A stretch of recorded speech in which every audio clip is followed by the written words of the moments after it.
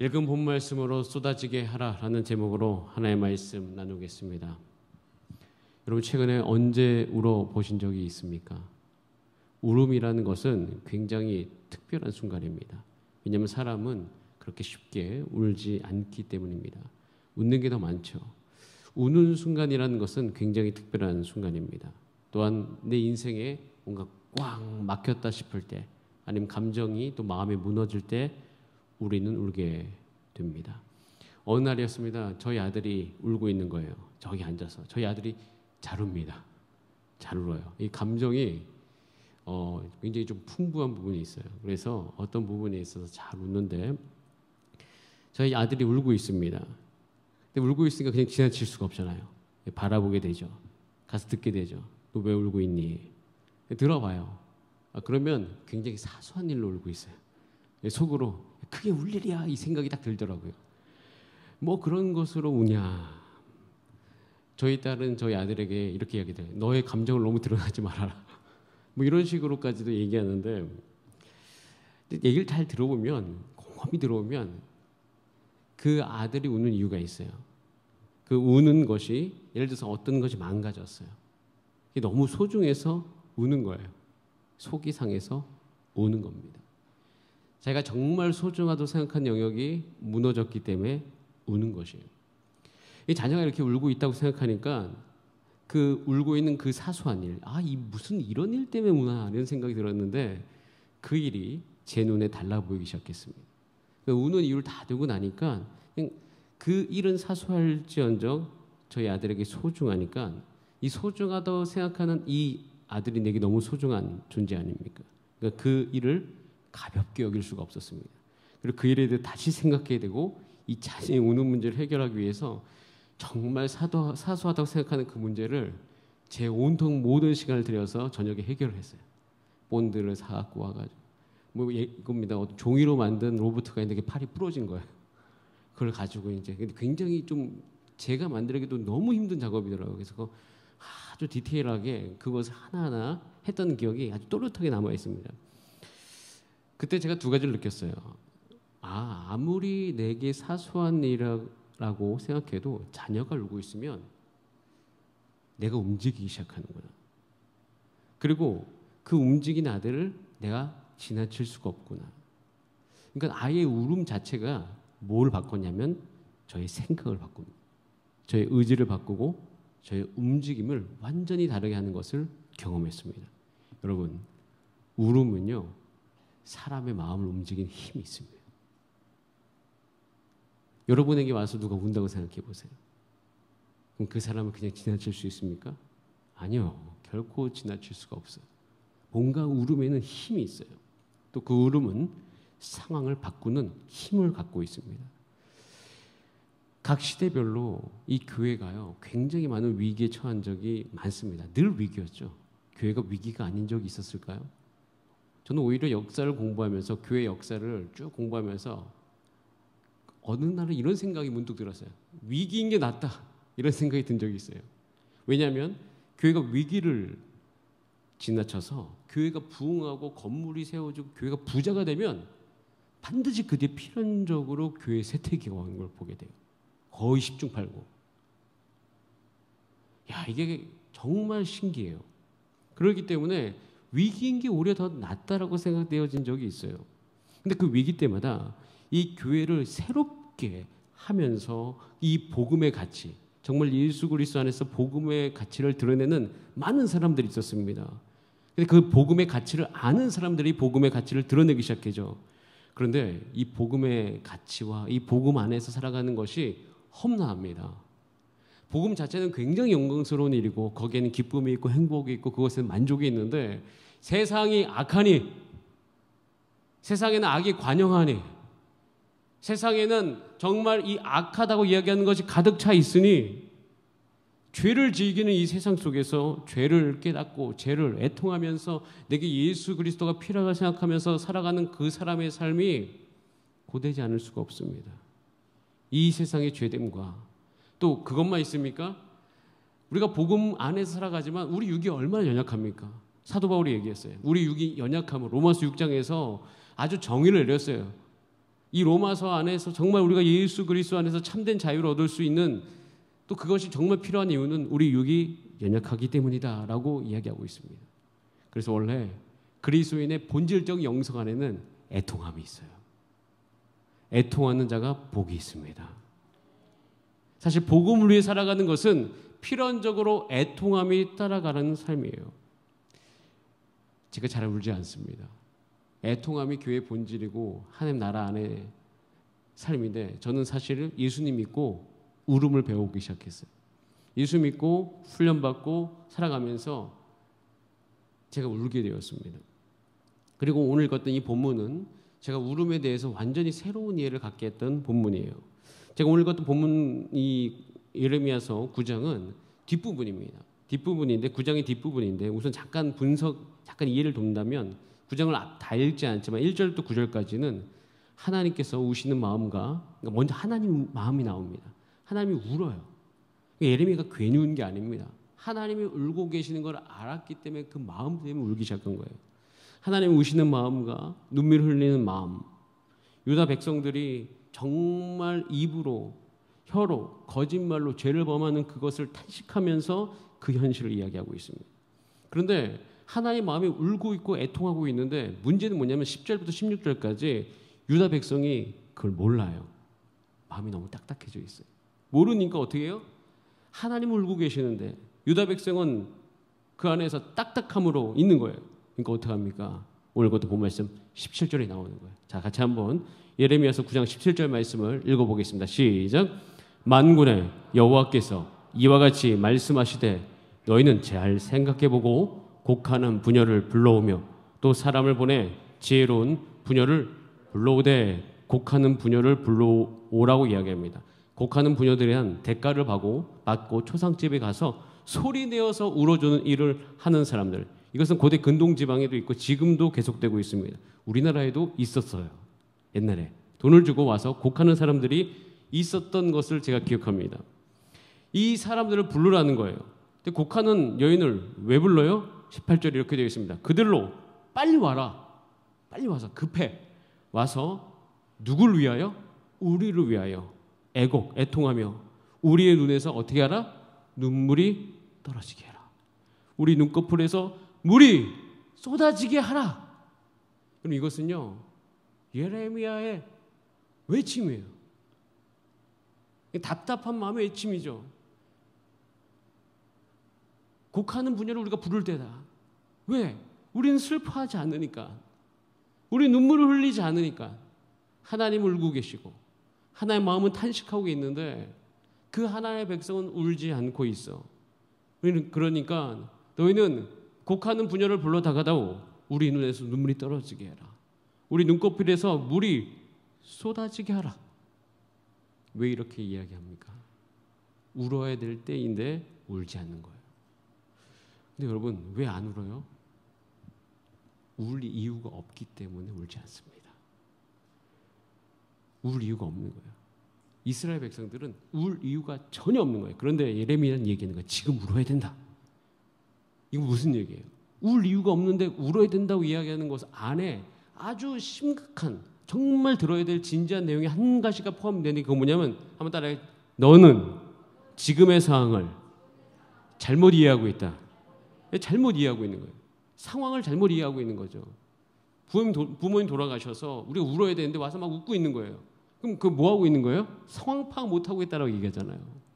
울어야 되는데 울 이유가 없다고 생각하고 울지 않는다면 상황을 잘못 이해하고 있는 겁니다. 제가 이것을 놓고 보면서 우리가 그리스도에 살아가면서 애통한 마음이 사라진다는 것은 이 상황에 대해서 하나님의 눈이 우리 가운데 부족하기 때문이다. 이 상황을 잘못 이해하고 있기 때문이라는 것이에요. 제가 이것을 깨닫고 난 다음에 기도 제목이 한 가지 생겼습니다. 주님, 제가 분별하게 해주세요. 제가 지금 상황이 어떤 상황인지 잘 이해할 수 있도록 도와주세요. 이 성경을 읽다 보면 내가 지금 못하고 있는 것이 분명히 드러나요. 그러면서 기도하는 거죠. 하나님, 이 가정에서 내가 정말 울어야 될 것이 무엇입니까? 여러분 지금 자녀들을 바라보면서 여러분 자녀들을 때문에 만약 울어야 된다면 왜 울어야 됩니까? 여러분의 가정 안에 있는 사람들을 위해서 왜 울어야 되는 거죠? 어떤 이유로 울어야 되는 거죠? 울 이유가 없는데.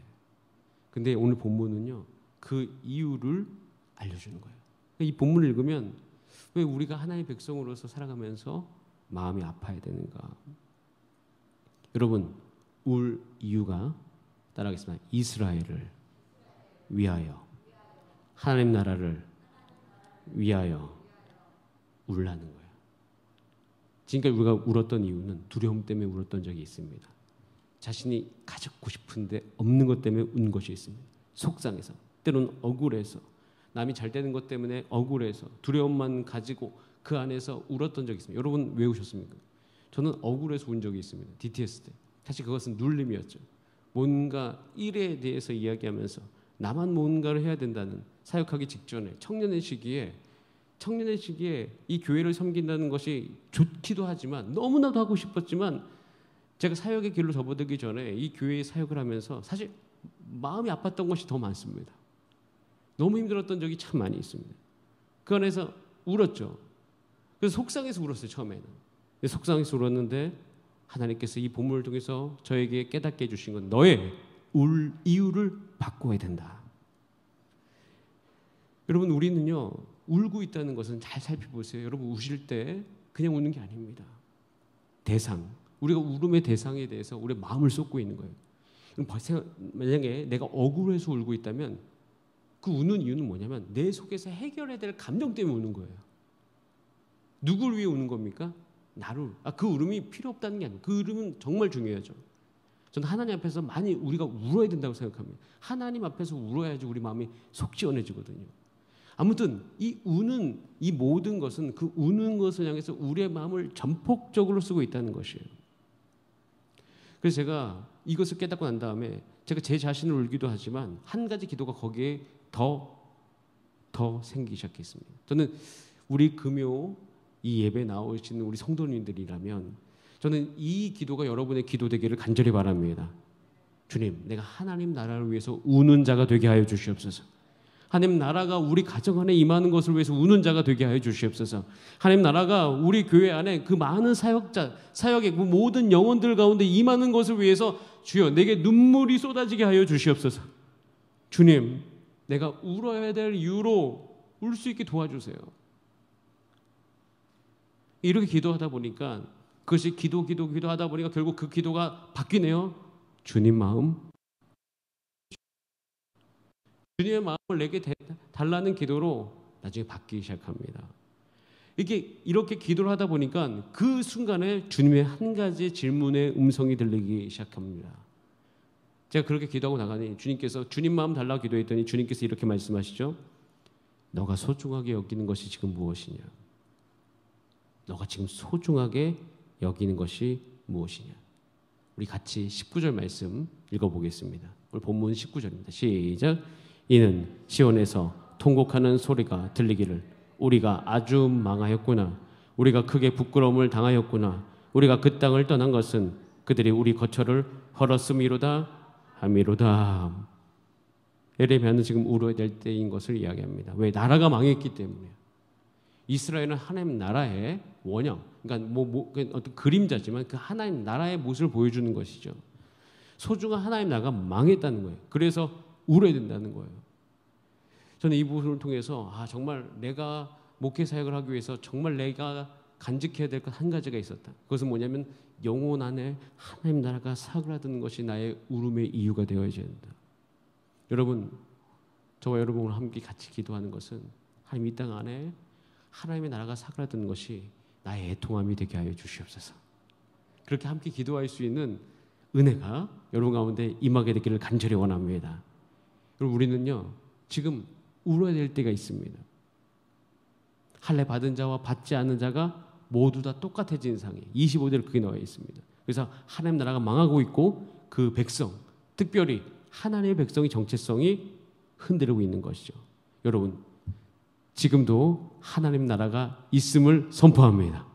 지금도 하나님 나라는 반드시 세워져야 됨을 믿습니다. 하나님께서는 지금 우리로 하여금 하나님의 나라를 세우기를 원합니다. 여러분, 에레미야가 왜 눈물에 던지냐면 그것이 그의 간절한 소망이었기 때문이에요. 상처받아서 어려워서 운 것도 있지만 그 안에 이 하나님의 나라가 망해지는 이 모든 것 안에서 그의 마음이 어려워지는 것이죠. 그런데 이렇게 하나님 나라를 울지 못하고 있는 내 자신 안에 뭐가 있는지 한번 살펴봐야 돼요. 왜 여러분 우리가 하나님 나라를 위해서 열정적으로 기도하지 못하고 하나님 나라가 세워지는 것이 우리에게 전혀 관심이 없고 울 이유가 되지 못할 거예요. 여러분 이것에 대해서 저는 고민하기 시작했습니다. 왜냐하면 저도 목회자로 살아가면서 사역을 하기 위해서 나는 죽고 주 예수 그리스도 안에서 내가 하나님 안에서 온전하게 되어져서 한 나라를 섬겨야 되는데 이 울음이 나오지 않는 거예요. 그래서 하나님께서 내게 소중한 것이 무엇이냐 물어보는 거예요. 그 안에 하나님 나라는 반드시 세워져 가야 되는데 그 안에 그럼 내 안에 문제가 무엇이냐? 도대체 문제가 뭐야? 문제가 뭘까? 이런 고민 가운데 깊이 빠져가게 됐어요. 그러던 중에 누가복음을 묵상하는 중에 누가복음 12장 16절부터 21절 자, 한 부자 이야기가 나오는데요. 같이 한번 읽어볼까요? 시작.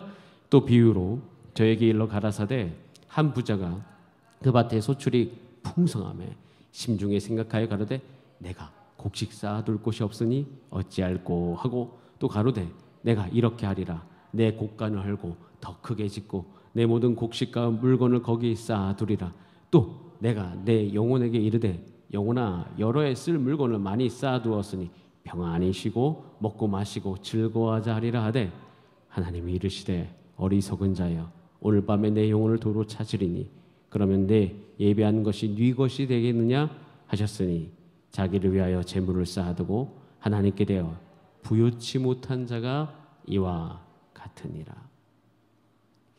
이 부자를 향해서 어리석다고 이야기합니다. 저는요, 제 개인적인 저도 묵상을 하기 때문에 왜냐면 묵상을 하는데 누가복음 12장 16절부터 19절까지 제가 딱 그렇게 생각하고 있었어요. 야, 내 통장에 하나님께 여러 가지 재정이 이 정도 들어왔다. 어떻게 해요? 재정이 이렇게 들어왔으니 내 영혼아 평안히 쉬고 먹고 마시며 즐거워하리라. 근데 그것을 향해서 어리석다라고 이야기합니다. 그런데 이 어리석음으로 가는 가장 큰 비결이 뭘까? 보니까 여기 보면 오늘 지금 누가복음을 읽어보면 제일 많이 나온다고 이거예요. 내가 곡식을 쌓아둘 곳이 없다. 내가 이렇게 하리라. 내가 내 영혼에게 이르되. 여러분 이 부자의 관심이 뭐예요? 열심히 살았어요, 이 사람은요. 그리고 그걸로 말미암아 자기 것을 잘 비축했어요. 잘못이 없어요, 사실은. 그리고 그것으로 인해서 고민하기 시작하는 거예요. 야, 이렇게 곡식이 많으니까 내가 어떻게 할까? 근데 무엇이 문제입니까? 그것은 주어가 자기 삶인 것이에요. 내가 열심히 하는 것이. 여러분 이것이 우리 가운데 가장 큰 암입니다. 우리가 살아가면서 생각을 해봅니다. 사도 바울이 한 가지를 분명히 얘기합니다. 여러분에게 한번 질문하고 싶습니다. 여러분은 참 괜찮으신 분이십니까? 물론 괜찮은 분이죠. 그런데 영적으로 내 안을 살펴보게 되면 한 가지 분명히 알게 됩니다. 이것은 영원히 제가 제 육이 장막을 벗을 때까지 분명한 사실인데 저는 제 육체를 신뢰하지 않습니다. 절대로 신뢰하지 않아요. 저는 제 육체를 믿지 않습니다. 저는 제 육체를 믿지 않기 때문에 운동합니다. 저는 제 육체를 믿지 않기 때문에 음식을 관리합니다. 저는 제 육체를 믿지 않기 때문에 죄를 경계합니다. 저는 제 육은 연약합니다. 죄가 내 안에 거하기 시작하면 저는 반드시 문제가 생깁니다. 여러분 사도 바울이 왜 끝까지 하나님께 붙어 있었을까 생각해 보니까 한 가지를 분명하게 기억합니다. 내 육체는 망할 것이다. 내 육체는 연약하다. 내 육체는 허물과 죄로 죽었다. 죄로 망한 줄을 아는 거예요. 여러분 죄로 망한 줄 아는 존재는 내가라는 단어를 쓸 수가 없어요. 내가 할 수 있는 게 없습니다. 죄로 망한 줄 아는 사람이라면 그런 이야기를 할 수 없어요. 나는 죄로 망했습니다. 저는 제 육체를 신뢰하지 않습니다. 저는 열심히 샀는데 사는 이유가 육체를 신뢰하지 않기 때문이에요. 그래서 사도 바울이 얘기하죠. 이것을 깨닫는 사도 바울이 고린도전서 15장 31절에서 이렇게 이야기합니다. 같이 한번 읽어보겠습니다. 시작. 형제들아 내가 그리스도 예수 우리 주 안에서 가진 바 너희에게 대한 나의 자랑을 두고 단언하노니 나는 날마다 죽노라. 여러분 우리가 얼마나 나를 외치는지 모르고 망할 존재인지도 모르고 내 육체가 죄로 망한 허물과 죄로 망한 존재인지도 모르는 채 이렇게 살아가고 있는 것이. 여러분 이것이 울어야 될 이유예요. 제가 이 부분 때문에 얼마나 내 스스로가 회개하고 주 앞에서 울었는지 모릅니다.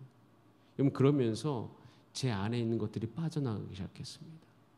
나라는 저는 가정 안에서 행복의 길을 찾아가고 있고 옛날에 가정을 세우기 위해서 가정학교도 다니고 무엇이 원리인가를 살펴봤는데 모든 원리를 다 살펴보고 한 가지 결론을 내었습니다. 내가 죽는 게 가정의 행복의 가장 큰 원리다. 박진규라는 존재가 가정 안에서 사라지면 여행도 즐겁고 박진규라는 존재가 사라지면 저녁 시간이 행복하며 박진규라는 존재가 사라지면 식탁이 풍성하구나. 여러분 이 내가를 외치는 것 때문에 우리가 하나님 나라를 위해서 울지 못합니다. 내가를 외치기 시작하면 우리는 하나님 나라의 망함을 기억할 수가 없습니다. 내가 망한 존재인지도 모르는데 어떻게 이 하나님 나라가 이렇게 쓰러져가는 것에 대해서 우리가 기억할 수 있습니까? 여러분, 전 여러분들이 함께 이 시대에 우리 교회를 위해서 또 다음 세대를 위해서 하나님 나라를 위해서 기도하는 여러분 되시기를 간절히 원합니다. 오늘 이것도 본문 20절에 이렇게 되어 있습니다. 우리 같이 한번 읽어보겠습니다. 시작. 부녀들이여 여호와의 말씀을 들으라. 너희 귀에 그 입의 말씀을 받으라. 너희 딸들에게 애곡하게 하고 각기 이웃에게 슬픈 노래를 가르치라 라고 되어 있습니다. 그러면서 이제 20절부터 가장 많이 나오는 게 여호와의 말씀을 들으라 이같이 말하라 여호와의 말씀에 그다음에 23절에 여호와께서 이같이 말씀하셨다고 하면서 여호와의 말씀을 계속 이야기하면서 너는 울어야 되는데 하나님의 나라가 망해가는데 망해가는 이유가 말씀이 없어서 망해가고 있는 것 때문에 울어야 된다는 것을 이야기합니다. 여러분 슬픔이 다 나쁜 게 아닙니다. 두려움이 다 나쁜 게 아닙니다. 여러분 두려움은 반드시 필요합니다. 두려움은 우리가 몸이 상하는 것을 이 세상을 살아가는 동안 육을 입고 살아가기 때문에 몸이 잘 관리되어져야 되는데 이 몸에 대한 두려움을 갖고 있다는 것은 몸을 보호하는 기능이 분명히 존재합니다. 마찬가지로 슬픔도요. 생명을 주는 슬픔이 있습니다. 이 슬픔에 대해서 고린도후서 7장 10절에 이렇게 분명히 이야기하고 있어요. 우리 같이 한번 읽어볼까요? 생명을 주는 슬픔이 있다. 시작. 하나님의 뜻대로 하는 근심은 후회할 것이 없는 구원에 이르게 하는 회개를 이루는 것이요 세상 근심은 사망을 이루는 것이다. 여러분 이 말씀에 분명히 나와 있습니다. 저와 여러분이 정말 우리 가운데 생명을 주는 슬픔을 가진 자가 되기를 간절히 원합니다. 하나님의 뜻대로 하는 근심이 우리의 근심 되기를 원합니다. 세상 근심이 아니요 하나님의 뜻대로 하는 근심, 하나님의 뜻대로 하는 슬픔, 하나님의 뜻 가운데서 오는 울음, 내 죄를 위해서 애통하고 이 땅 가운데 죄를 죄로 여기지 않는 이 세상 문화를 향해서 애통하고 이 하나님 나라 안에 살아가는 이 청년들과 다음 세대가 죄를 허용해서 그것을 계속해 나가면서 그 육 가운데 그 죄를 허용하고 있는데 그것을 위해서 애통하는 것. 여러분, 저와 여러분 오늘 이 밤에 같이 기도하기를 원합니다. 하나님 나의 슬픔의 이유가 달라지게 하여 주시옵소서. 하나님 우리가 같이 살아가는 우리 사역자들이 우리 같이 섬기는 영혼을 섬기는 셀리더들이 우리 영혼을 다루는 우리 교사들이 슬픔의 이유가 달라지게 하여 주시옵소서. 슬픔의 이유가 하나님을 아는 모르는 이 세대를 향한 슬픔이 우리 가운데 있게 하소서. 말씀을 먹지 않는 슬픔, 기도하지 않는 슬픔, 이 슬픔이 우리의 슬픔 되게 하여 주시옵소서. 여러분 우리의 슬픔의 이유가 달라지게 되기를 간절히 원합니다. 여러분 이 슬픔은요 끝이 기쁨이에요. 저는 제가 울었던 때를 한번 살펴봅니다. 그 울었던 때는 그 울음 뒤에 같이 수반되는 게 있었습니다. 그것은 깨달음이었어요. 그럼 깨달음이라는 것은요 없던 것이 생기는 거예요. 정말 몰랐던 것이 내가 알게 되는 거예요. 그런데 그 울음 중에서 정말 가치 있는 울음이 뭐였냐면 여러분 울기 시작하잖아요. 하나님 안에서 하나님 뜻대로 하는 울음은 여러분 이게 복으로 가는 저는 개인적으로 경험한 것인데 내 자신에 대한 새로운 이해가 생깁니다. 여러분 이 세상을 살아가면서 좀 누가 복되다로 이야기하냐면 자기 자신을 하나님의 말씀에 잘 비춰서 말씀으로 자기 자신을 보는 사람이 가장 행복하다고 생각합니다. 여러분 이 세상을 살아가면서요 자기 자신을 모르고 살아가는 경우가 참 많이 있습니다. 자기 자신을 모르고 살아갈 때 짐이 굉장히 큽니다. 짐이 너무 커요. 그래서 자기 자신에 대해서 그러니까 이런 사람이죠. 거울을 보고 나는 하나님 안에서 온전하게 지어졌는데 거울을 못 보는 사람들이 있는 거예요. 왜냐하면 마음에 안 드니까. 그러면서 그 거울을 보지 못하면서 하나님의 말씀에 자기를 비춰보지도 못하고 이 근데 그 가는 과정이 뭐가 아니면 울어야 돼요. 왜냐하면 그 울음이라는 것은 하나님, 제가 제 자신을 보니까 정말 이기적이네요. 정말 내 자신밖에 모릅니다. 그래서 영혼을 품기가 너무 힘듭니다. 근데 그 모습을 가지고 하나님의 말씀 앞에 나가서 그걸 비춰볼 용기가 없어요. 근데 여러분, 전 여러분을 통해서 여러분의 가정이 든든히 서가게 되기를 간절히 원합니다. 여러분을 통해서 다음 세대가 여러분의 기도 가운데 일어나게 되기를 간절히 원합니다. 여러분을 통해서 다음 세대 가운데 하나님의 교회가 세워지게 되기를 간절히 원합니다. 그래서 여러분에게 소망이 있어요. 여러분, 그 소망은 여러분이 울 용기가 생길 때, 울면서 내 모습을 바라보기도 하고 그 뒤에 내 모습을 보게 되잖아요. 그러면 여러분 그 모든 과정이 영혼을 섬길 수 있는 힘이 되어집니다. 야, 내가 이럼에도 불구하고 할 수 있어. 내가 이럼에도 불구하고 섬길 수 있어. 내 성질이, 저희 어머니 표현으로 죄송합니다, 지랄 같을지라도 섬길 수 있다. 여러분, 이거 놀라운 기적입니다. 저는 예전에 이야기했습니다. 하나님, 제 성격 중에 이 성격 정말 싫어요. 전 제 목소리 중에도 싫다고 생각하는 것이 있습니다. 물론 지금 제가 싫다고 하면 여러분들이 좀 뭐라고 하실 수 있지만, 제가 사실 노래에 대해서 지금 사람들 앞에 노래를 하는 사람인 것에 대해서 정말 저는 감사합니다. 왜냐하면 제 어렸을 때 정말 듣기 싫은 제 목소리가 있었기 때문에, 전 제 목소리를 알고 정말 깜짝 놀란 게 있어요. 그걸 없애고 싶어서 20대 때 몸부림쳤던 기억이 있습니다. 근데 그것뿐만 아니라 제 성격도 그래요. 성격만 그럽니까? 외모도 바꾸고 싶어가지고 그런 마음 들죠. 근데 하나님께서 말씀하십니다. 그대로 하나님께서 완벽하게 사용하신다. 여러분, 이것이 전 다 울음을 통해서 얻어졌어요. 그것을 직면해 가는 것은 쉽지 않았습니다. 여러분, 그런데 이렇게 울기 시작할 때 예레미야가 눈물의 선지자잖아요. 예레미야를 통해서 보이기 시작합니다. 이스라엘 백성의 실태가 보이기 시작합니다. 근데 그것만 보입니까? 그럼 여러분, 울 때요, 울 때 하나님의 아버지의 마음이 이스라엘에게 계시되기 시작해요. 누굴 통해서? 예레미야의 울음을 통해서. 여러분 울면요, 하나님 아버지의 마음, 여러분을 향한 하나님 아버지의 마음 여러분에게 전달됩니다. 그리고 여러분을 통해서 다음 여러분 가정과 여러분의 다음 세대 가운데 그런 하나님 아버지 마음이 전 전달될 것을 믿습니다. 그래서 여러분 눈에서 눈물이 쏟아지게 하십시오. 지금 내가 하나님께 주신 그 마음으로 울 수 있도록 내게 은혜를 허락하여 주시옵소서. 저는 그 은혜가 여러분 가운데 풍성하게 되기를 간절히 바랍니다. 우리 다 함께 기도하시겠습니다. 이 시간 기도할 때 하나님께서 말씀하셨습니다. 하나님께서는 이 세대를 바라면서 울 사람을 찾고 계신다. 근데 예레미야가 하나님 아버지의 마음을 봅니다. 하나님께서 그 마음 가지고 예레미야를 불러주셨습니다. 하나님, 마찬가지로 주님, 우리를 이곳에 불러주셨습니다. 이곳에 불러주시면 나를 회복시키시며, 나를 통해서 우리 가정도 회복시키시며, 나를 통해서 하나님 우리 교회도 회복시키시니, 하나님 우리가 그 하나님의 나라를 위해서 애통하는 마음이 있도록 주께서 역사하여 주시옵소서. 그런 은혜가 있기를 간절히 소원하면서 우리 다 함께 주여 한번 부르신 다음에 합심으로 기도하시겠습니다. 주여.